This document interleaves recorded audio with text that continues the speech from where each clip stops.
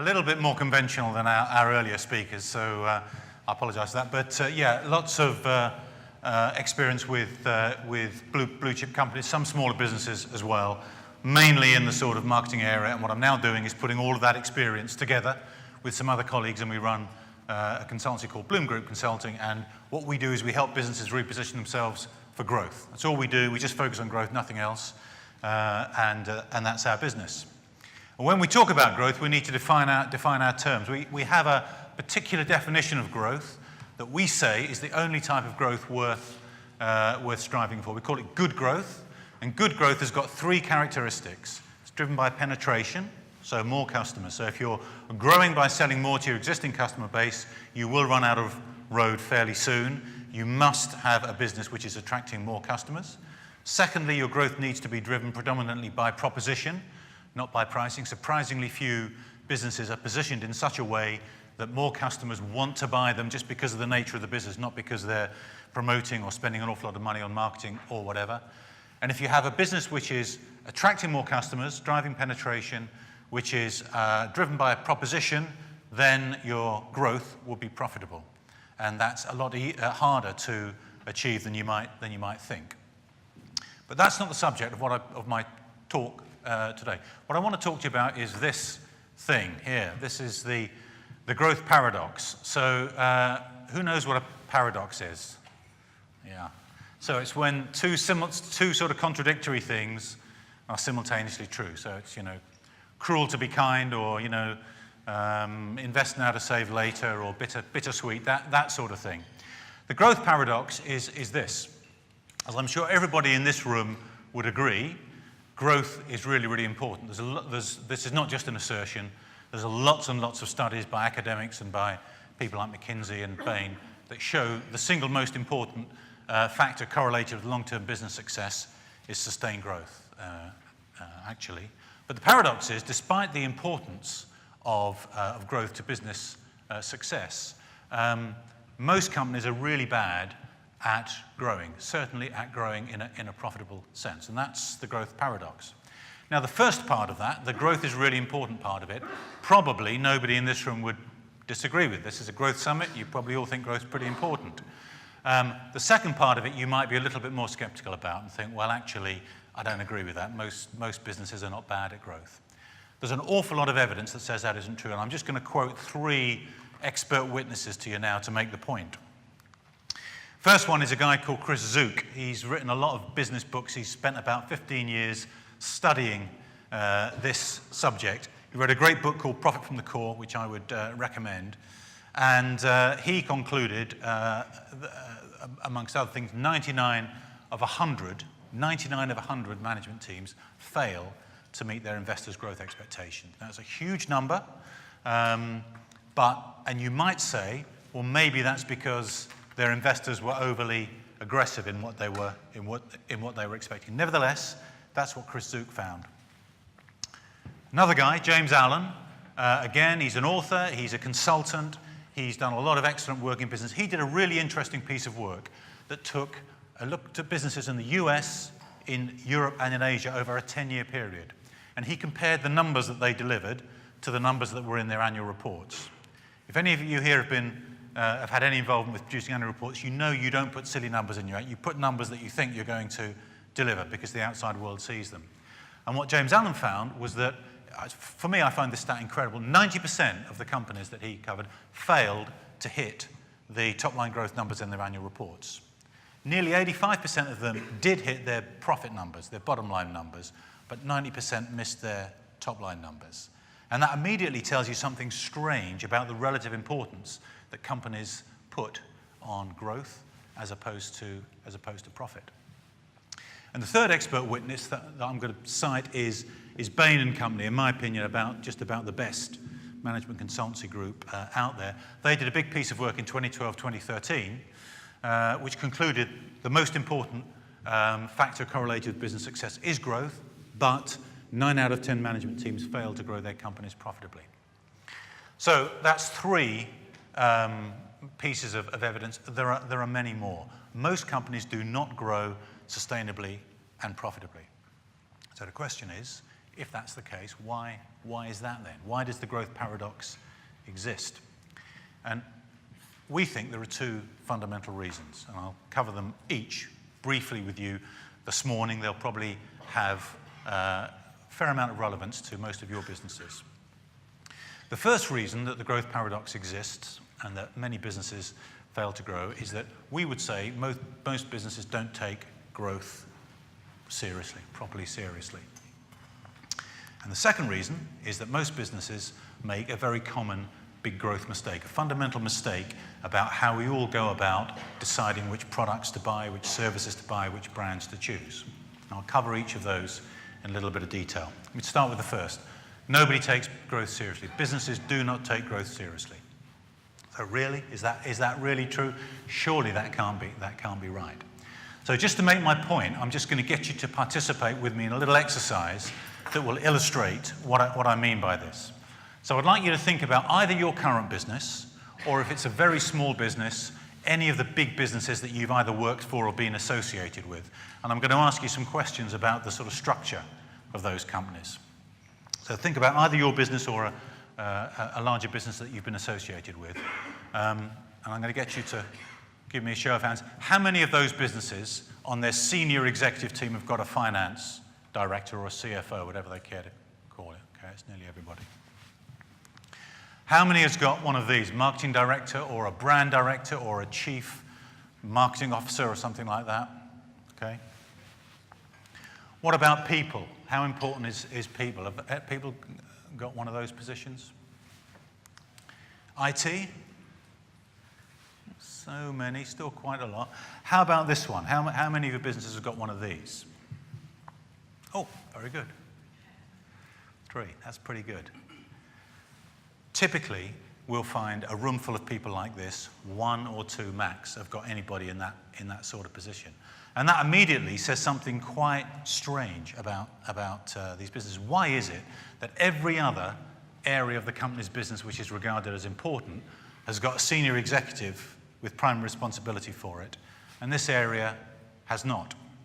We did a big piece of work and we looked at top 100 consumer companies across the world for where data was available, and we found just one of those companies with a bona fide growth director on their executive board. This is the guy, this is the company, Mondelez is the company, and this guy's called Tim Kofer, and he's the chief growth officer at Mondelez. He's the only one that we could find.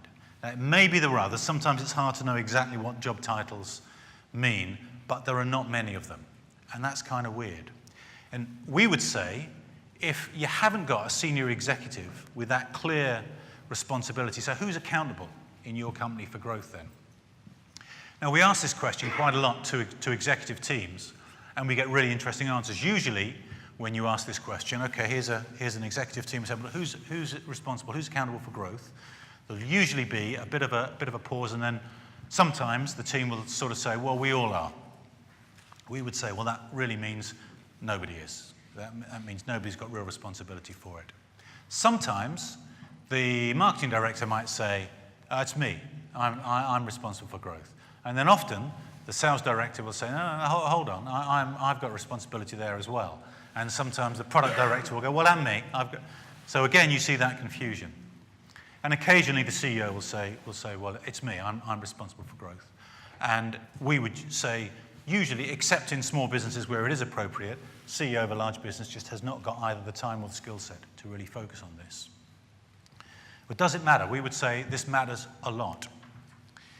If you haven't got a senior executive with clear accountability for an area as important as growth, we would say you will almost certainly not have a proper growth strategy. You will have sales plans and budgets, but that isn't the same as a proper, thought-through strategy to deliver the growth that you need. You probably haven't got adequate resources devoted to growth. Why? Because at the annual, the budget setting, the big bun fight about where money goes, if nobody there is saying, I want money for this purpose for growth, probably it will get under-resourced. You probably haven't got effective growth metrics. Sure, you'll be measuring your sales, you'll be measuring your market share, but will you be measuring the factors that set you up for likely growth in the future? Probably not. And almost certainly, if you haven't got a member of your executive team focusing in this area, there'll be a lack of understanding of what it takes your business to grow in the particular context of your market, your competitors, your consumers. And that lack of understanding, which we find to be common even in the largest companies that we talk to, leads to the second factor which contributes to the growth paradox. We call it the big growth mistake. The growth mistake it's a fundamental misunderstanding of how we all, as consumers, choose products, services, companies to do business with. The big growth mistake is this. The working assumption of every company that I've worked for, my colleagues have worked for, every company I've come across, is broadly, whatever market we're in, pretty much all purchases out there up for grabs. Everybody's, on any given day, there'll be people making purchases. Our job is to grab as many of those purchases as we possibly can. And if you can do that, and we can do that better than our competitors, then we'll grow. If our competitors do that better than us, then they will grow faster than us. And that assumption leads to commercial plans that have some of these characteristics. Many businesses, particularly some of the big complex businesses that say that they were the most successful marketing companies in the world, have got super complex, super expensive commercial plans. Always on promoting almost all the time. Advertising and marketing plans that change on an annual basis or even more frequently than that. Expensive loyalty programs, complex and expensive retailer support programs. New initiatives blasting out across the market all the time. Complex media plans, and often an almost complete dependence on pricing or promotions to deliver top-line growth. That profile of operation is very common for many, particularly consumer-facing businesses, and it misses some fundamental truths about how we all behave. 3 truths about our behavior, which I'll expand on in a moment, are these. Most consumers, in whatever market you're working in, won't buy you, at least very often. Most purchases in your market are not really available to you profitably, and most of what you do in your commercial plans doesn't really matter very much. I'll explain these in a moment. But those fundamental truths are just not the way that most companies operate, and because of that, large proportions of commercial activity are wasted. Now, here's the key to growth that most companies miss. Most of us, all the time, whether we're out shopping or thinking about brands that we want to do business with, choose from a small portfolio of favorite brands. We call them autopilot brands. We choose these brands subconsciously, and when we've chosen an autopilot brand, we bond with it emotionally, and we're very reluctant to change. And all of the data says that autopilot brands, once chosen, will get 75 to 90% of all the purchases that you ever make. And importantly, once you've chosen an autopilot brand in any category, you screen out activity from all of your competitors. You're not interested, you're not listening, you will be actively resistant. And so if your brand has not got autopilot status, then try as you might, you will find it very, very hard to build business. Now, at this point, again, often people will be quite skeptical and say, that's not how I behave. I'm very rational. I make rational choices. Every time I make a purchase decision, I weigh up all the different factors and I choose different brands. We think you probably don't. And here's a little example to illustrate that. Let me ask you this question. How many television channels have you got access to at home? Roughly. What was that? A shitload, somebody said. Yeah. That's a technical term for more than 100, isn't it? Yeah. Yeah. I mean, look, it's typically 120, 150, something like that. Most people have. And how many do you watch? How many account for 75% of your viewing? 3, 6. I mean, typically the answers are about 120, 150 channels and about 3 or 4. Right? So why is that then? You know, my 3 channels are BBC One, BBC Two, and Sky Sports. That's pretty much it. And every time I go and sit down in front of the television without thinking about it, I default to those channels. Why is that? It must be that if I took the trouble, somewhere on those 150 channels, there would be something that I would enjoy more than what I was watching at that moment. But I never do it. And the reason for that is because at some point, my brain subconsciously has said, it's not worth your while going and evaluating all those different channels. You're quite happy with BBC One, BBC Two, and Sky Sports. Just go there. And so automatically, they have become, I don't know when I did it, I don't know why I did it, they have become my autopilot television channels. And no matter how much all the other channels advertise to me, I pretty much ignore them. And if that's behavior that we all experience in an area where choice is as simple as just flicking with your remote control between channels, how much more likely is it that you'll exhibit that same behavior when you're making much more costly decisions like shopping in a supermarket or walking down a high street and deciding which retailer to go in or choosing which businesses to work with? So as an example of autopilot behavior. The thing is, we can't help autopilot behavior. It's how our brains are wired. And I've got 2 slides of science here, so I apologize for those, but it's very simple science. This guy is a guy called Daniel Kahneman. Some of you may have heard of him. He won the Nobel Prize in 2002 for breakthrough understandings of how our brains work. And what he really said was that there are 2 systems in our brain. System 1 is our subconscious brain. It's on all the time. We're not aware of it. System 2 is our conscious brain, and that's when we think about us thinking, it's our conscious brain that we're aware of. And they're very different. Our subconscious, system 1, is intuitive and it's emotional. Not really rational at all, very emotional. It's super fast and it's effortless. It's on all the time and you're just not aware of it. And it's got huge data processing capability, much more than the biggest computer that's ever been invented. System 2, our conscious brain, is really different. It's rational and evaluatory. It thinks things through. It's slow and it's effortful, and it has only limited data capacity. And because of this, something like 95% of all the decisions we ever take, not just shopping decisions, but everything, are taken subconsciously, and only about 5% of the decisions are taken consciously. Now, this is a problem for the business world, because the business world assumes brand choice decisions are rational and conscious decisions, and they're not. The vast majority of them are taken subconsciously. And whereas the academic world has got this, the business world has not. So we make a lot of mistakes. Now, 2 little exercises just to illustrate the truth of this and why, this is just how we work. There's nothing we can do to avoid this behavior. This is a little exercise for your conscious brains, okay? So take a look at the words there.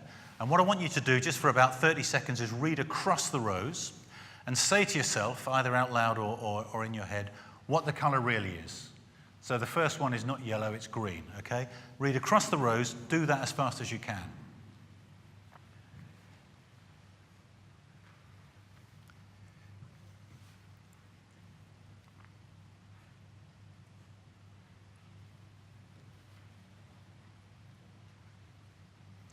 Okay, so who found that a little bit more difficult than you might have expected? It is, right? And you probably, as you went down, you made a few mistakes. You had to stop now. Hold on, what am I trying to, is it yellow? So I've got to say green. And you might have had to go back and do it again. That's how your conscious brain works. Even on a really simple binary task like that one, it is just hard for your conscious brain to work at any sort of speed.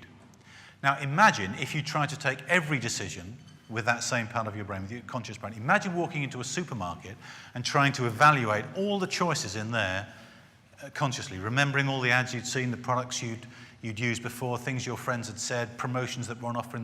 You'd never get past the first purchase. And that helps to explain why it's not a choice. We have to subcontract almost all of our decision making to our super fast subconscious brain, which can process all these things in an instant without us thinking about it. So that exercise illustrates that most of our brand choices are taken subconsciously. Very hard for the business world to understand that. But there's a second factor which makes it even more serious for the business world, which is that once we've made those subconscious decisions, our subconscious brains are very stubborn. They're reluctant to change what they've decided. And here's an example, a little exercise to illustrate that. So this is a fairly well-known thing. It's called the Muller-Lyer illusion. And the question is, which line is longer?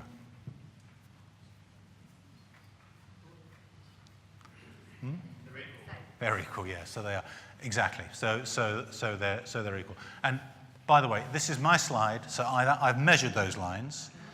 They absolutely are the same. They're the same. I can guarantee they're the same length. Now look at them again. They're the same length, by the way. Look at them again. Which one looks longer? No, but I just told you they're the same length. So look at them again. Which one looks longer? Yeah. Huh? It looks longer. Yeah. It's not. It's right. Yeah.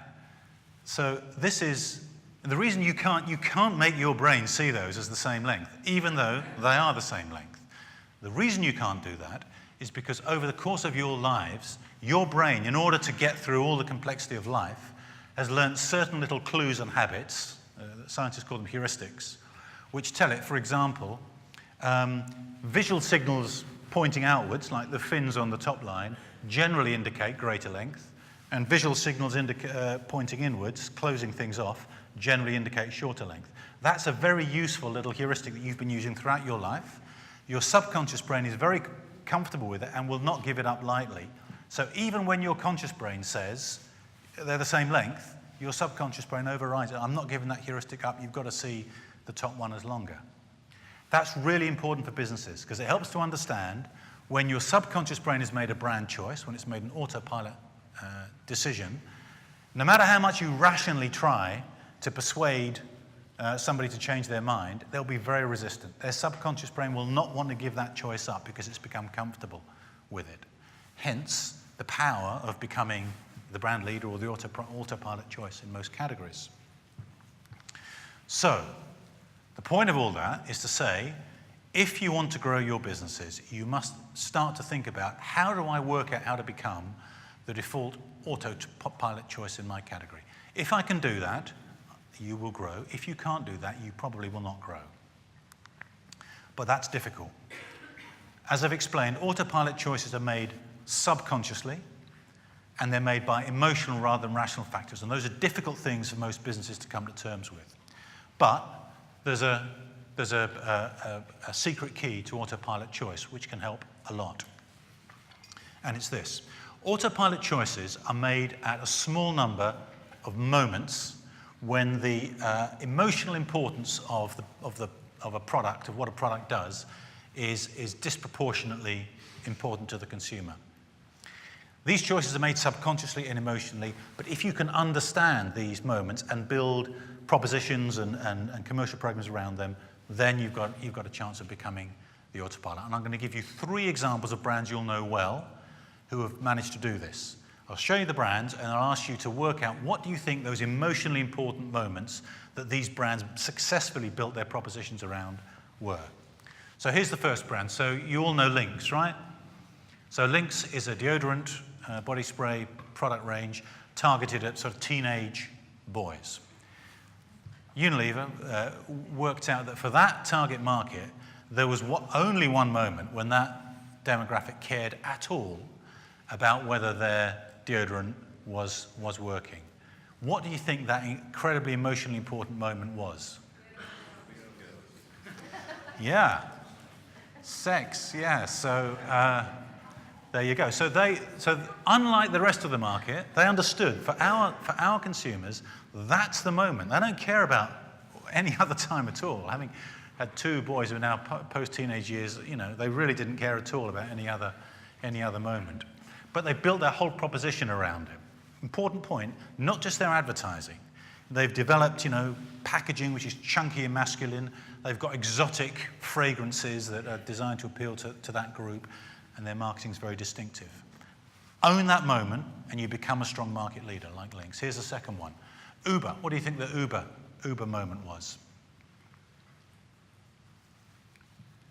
So Uber is looking at sort of busy business sort of people as its target market. Yeah, I mean, look, it's the point about this moment is what Uber have understood. Of course, it's about getting a taxi, but it's that emotionally important moment when you're in a rush to get somewhere, you want to get a taxi, and you're sort of out of control. Will I be able to get one? Will I be able to go up on the street and get one? Is it raining if I go and get one? Will somebody else get in front of me? If I call a cab, will it come when it says it will come? You're sort of out of control. And Uber have understood that, and they've put that control back by saying, use our app, you know exactly which taxi you can get, how long it'll take to get to you, and what the cost is. So they've got that moment back. And Premier Inns, what's the emotionally important moment that's taken them from quite a small brand to a dominant market leader? Yeah, good night's sleep. So they've understood that, again, for their target consumer, typically business people traveling for a one-night stay somewhere, all they're really interested in is waking up ready for their meeting the next day, feeling refreshed and energized. So Premier Inns have taken cost out of their business. They don't have minibars in their rooms. They don't have fluffy dressing gowns. They don't have spas. They've taken all that cost out, and they've invested it in the best quality mattresses you'll find in any hotels, Hypnos mattresses, 4 choices of pillow in every room, good night's sleep guarantee. So if you go down in the morning from a Premier Inn and say, I didn't sleep well, you get your money back, no questions asked. So they've understood the moment. They've built a proposition just around that moment. To fund it, they've taken money out of other areas, and they've become a dominant market leader in this area. So this is the key to autopilot status. Understand, and this applies to all businesses, business to business, business to consumer, retailers, you name it. Understand those emotionally important moments for your target consumer and work out how to build a proposition around that. The final problem, though, with this, and this is the reason that so few businesses have been able to really grasp this. When it comes to understanding these motivations, conventional research, all the tools that we've all been using, including me, all of our careers, to understand these motivations don't work. The reason they don't work is because conventional research, focus groups, conventional surveys are rational. They work with our conscious brain. They ask rational questions. They ask people to evaluate, think about their answers and reply, and then they take the answers as being the truth. The problem is, because that's a conscious reaction, you're only getting about 5% of the answers coming through. The good news is that over the last 10 years, really since Daniel Kahneman's work, new techniques are evolving, which can use learnings coming out of the world of neuroscience to enable you to run similar types of research, but which connect with the subconscious brain. But few businesses are really using them. A couple of slides just to illustrate the difference. This is some work that we've done with a couple of businesses. This was a bank that we did some work for. And our client was the blue line, and the red line was their main competitor. And their tracking studies, conventional tracking studies, were telling them that they were about equally rated with their competitor, but they were losing market share every month. We ran the same research using what we call implicit techniques, and it immediately showed that they had serious weaknesses versus their competitor. Now, they could have carried on running that conventional research forever, and they would not have seen those weaknesses because they were talking to the conscious brains of their consumers, and that isn't where the decisions are getting made. Second stat, which is quite even more interesting, really. This is a big piece of work that we participated in, which compared the correlation between expressed purchase intention in research and actual behavior in the market. And when you run that number across, there's about 2,000 data points in here. For conventional research, the R-squared correlation is 0.27. So it's predictively right about a third of the time. When you run the same stats with neuroscience-based research, the R-squared correlation is 0.86. So it's 3 times more accurate. Now that's seriously important. If you're trying to make decisions about, do we launch this product, do we go into this market, and you're using data that's only likely to be right 1 time in 3, is it any wonder that you hear stats like 80% of new product launches fail?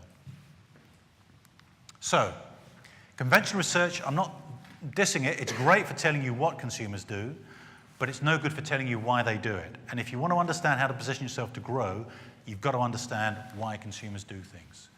Big data doesn't work without brain data. So, coming to a close, 5 things to remember if you want to really think about how you position yourself for growth. 5 things about how we operate. To cope with the complexity of our lives, we shop from a small portfolio of autopilot brands. We choose these brands subconsciously and we connect emotionally with them. We'll rarely substitute them. They'll get 75 to 90% of all of our purchases in pretty much every category. There's nothing you can do about that. It's just how we're wired. We choose autopilot brands at a small number of emotionally important moments. And the key to growth is identifying those moments and building a proposition around them. If you do that, you will grow. So the things we would say to any business that's interested in growing is, number one, appoint a growth director or get somebody on your team, don't have to call him that or her, give them that responsibility, prime responsibility.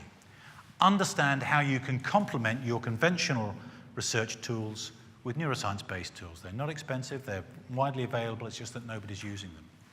By hook or by crook, identify those emotionally important moments and build a proposition around them, and then you'll grow. And just coming back to where I started with Tim Kofer, so this was the one guy the one company we found that did have a growth director, so theoretically was on the first stage of that journey. So on a magnificent sample of one, how are they doing? Well, quite good. Those are Mondelez's net revenue growth for the last five years. So it's only one, doesn't mean a thing, but it's quite fun to show you that. So I think I'm nearly out of time. So I'm going to wind up now. But thanks for your attention. I'll be around over lunch. If anybody's got questions, come and ask me then.